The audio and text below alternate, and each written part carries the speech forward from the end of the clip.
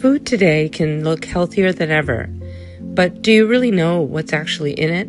When it comes to food, we always say that if you can't remember anything else, remember two things: eat organic and minimize processed foods. In other words, eat mostly what doesn't come out of a box.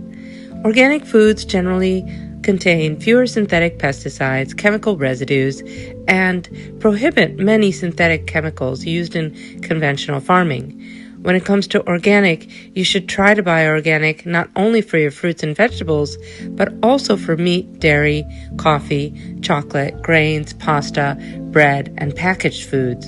That said, organic doesn't automatically mean 100% safe. Even organic foods are a part of our modern food system, so here are a few things to look out for. Organic foods may be packaged in plastic, and when plastic is heated and travels, plastic leaches microplastics into the food. So try to avoid foods that are wrapped in plastic. Coffee and nuts, even if they are organic, can be a source of mold. So be aware of that and try to opt for certifications that test for mold.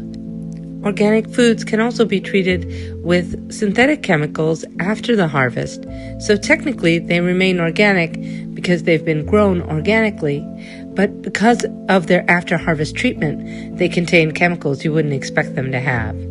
Here's another thing you want to be aware of. Many organic foods that come from abroad are labeled organic, but aren't always verified. So now you're relying on regulatory bodies of foreign governments to ensure that your organic label is true to its name. Here in the United States, something most people don't know is that organic chicken can be bathed in an antimicrobial wash, and sometimes this wash can contain bleach, although often it's now based on a vinegar mix. In fact, I would opt for air-chilled chicken. That is also organic. The rules for what qualifies as grass-fed are also changing.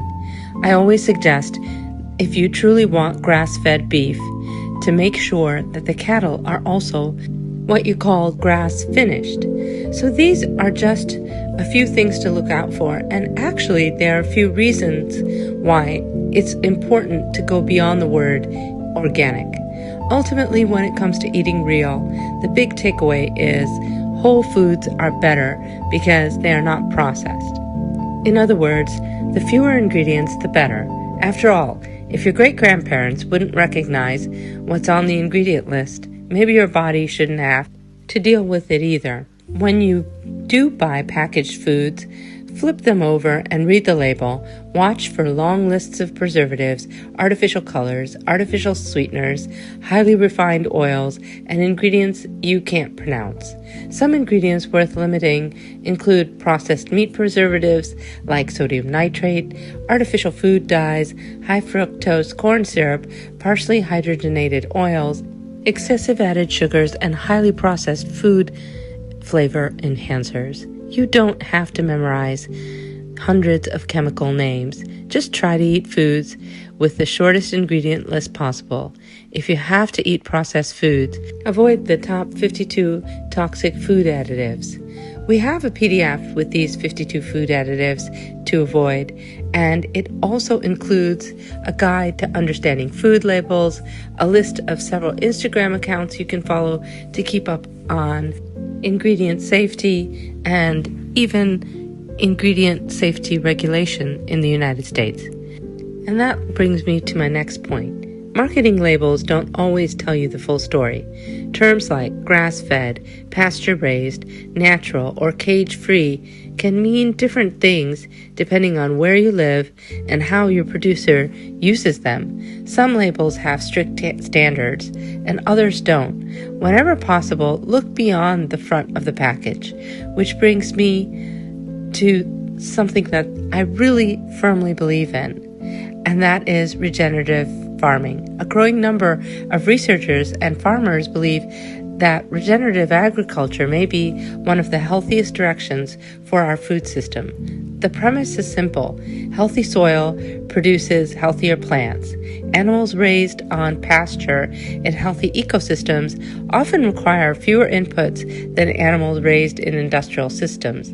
Regenerative farms are increasingly the preferred source of food amongst biohackers and people who really take their health seriously. My suggestion to everyone is that whenever possible, get to know your local farmers. Visit a farmer's market. Ask questions. Ask things like, how are the animals raised? What are they fed? Do they rotate pastures? Do they spray their crops? The closer you are to the food source, the more transparency you usually have. Research the farm.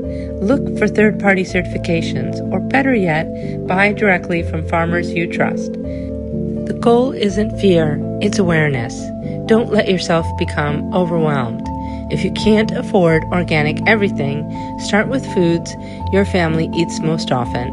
Cook more meals at home and reduce ultra-processed food. Support farmers who prioritize soil health and animal welfare. And remember, every meal is an opportunity to nourish your body instead of simply filling your stomach. Your health isn't determined by one meal. It's determined by thousands of small decisions made over time.